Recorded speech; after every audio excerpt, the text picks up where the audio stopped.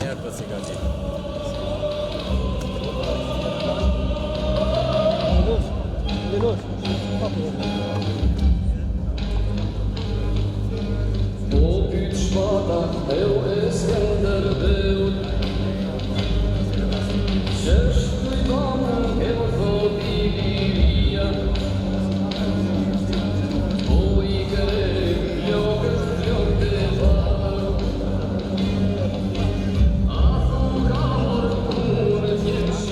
Sot, bara për ndërtimin e shtetit, përforcimin e institucioneve dhe përparimin e shoqërisë, u takon institucioneve të dala nga vullneti i popullit dhe çdo qytetari të vendit.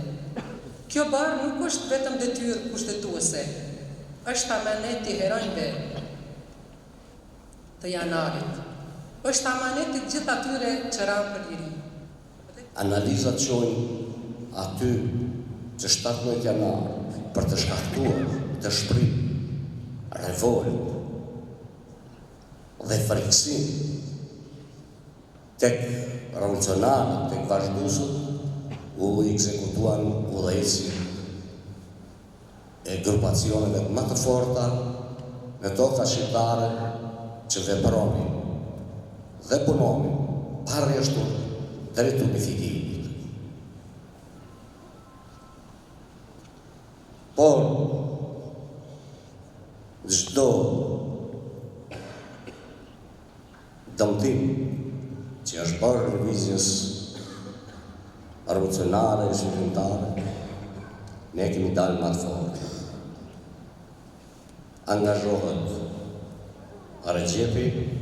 Recep Mala, bashkë me Muhin, shumë shokë të tjerë, deri në krijimin e një programi dhe reformimit edhe të njësiteve të vogla për rezistencë.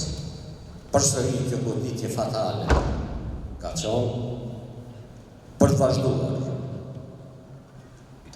dhe që të mos ndikonte në dëshpërim dhe tërheqje nga llogaret tona, lufta dhe organizimi gjithnjë por gjithashtu deri në rënjën heroike të Luan Haradine, Ardian Krasniqi, Zahir Bayazidi, që më tani